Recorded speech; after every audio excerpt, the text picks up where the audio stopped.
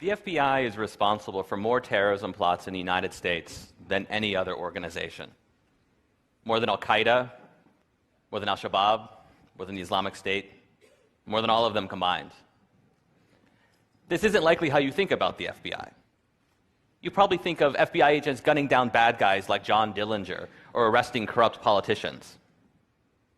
After the 9/11 terrorist attacks, the FBI became less concerned with gangsters and crooked elected officials. The new target became terrorists, and the pursuit of terrorists has consumed the FBI. Every year, the Bureau spends $3.3 billion on domestic counterterrorism activities. Compare that to just $2.6 billion combined for organized crime, financial fraud, public corruption, and all other types of traditional criminal activity.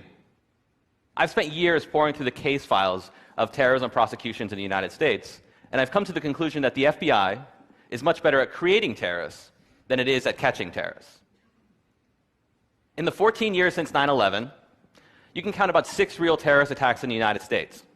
These include the Boston Marathon bombings in 2013, as well as failed attacks, such as the time a man named Fajr Shahzad tried to deliver a car bomb to Times Square. In those same 14 years, the Bureau, however, has bragged about how it's foiled dozens of terrorism plots. In all, the FBI has arrested more than 175 people in aggressive undercover counterterrorism stings.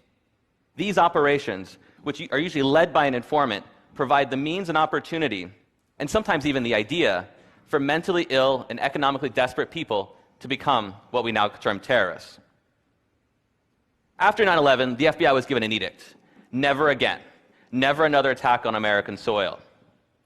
FBI agents were told to find terrorists before they strike. To do this, agents recruited a network of more than 15,000 informants nationwide, all looking for anyone who might be dangerous. An informant can earn $100,000 or more for every terrorism case they bring to the FBI. That's right, the FBI is paying mostly criminals and con men 6 figures to spy on communities in the United States, but mostly Muslim American communities. These informants nab people like Abu Khalid Abdul Latif and Wali Mujahid. Both are mentally ill. Abdul Latif had a history of huffing gasoline and attempting suicide.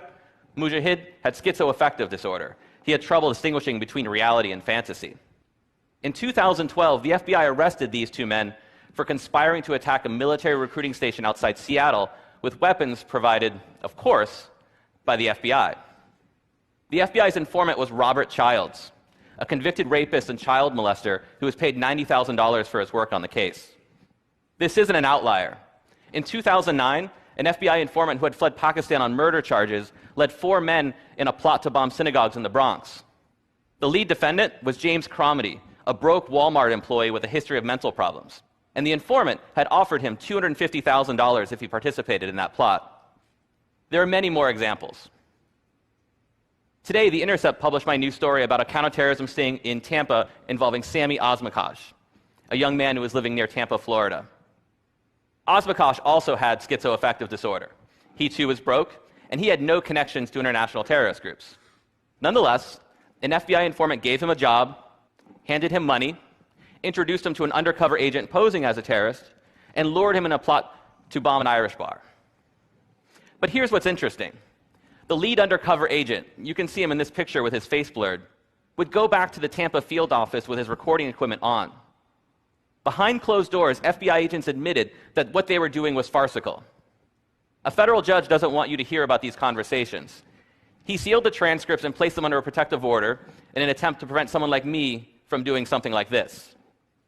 Behind closed doors, the lead agent, the squad supervisor, described their would-be terrorist as a retarded fool who didn't have a pot to piss in. They described his terrorist ambitions as wishy-washy and a pipe dream scenario. But that didn't stop the FBI. They provided Sami Osmakash everything he needed. They gave him a car bomb. They gave him an AK-47. They helped him make a so-called martyrdom video. And they even gave him money for a taxi cab so he could get to where they wanted him to go.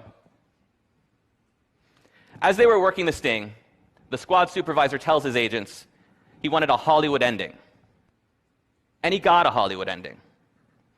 When Sami Osmakash attempted to deliver what he thought was a car bomb, he was arrested, convicted, and sentenced to 40 years in prison. Sami Osmakash isn't alone. He's one of more than 175 so-called terrorists for whom the FBI has created Hollywood endings. US government officials call this the war on terror. It's really just theater, a national security theater, with mentally ill men like Sami Osmakash, unwitting actors in a carefully choreographed production brought to you by the FBI. Thank you.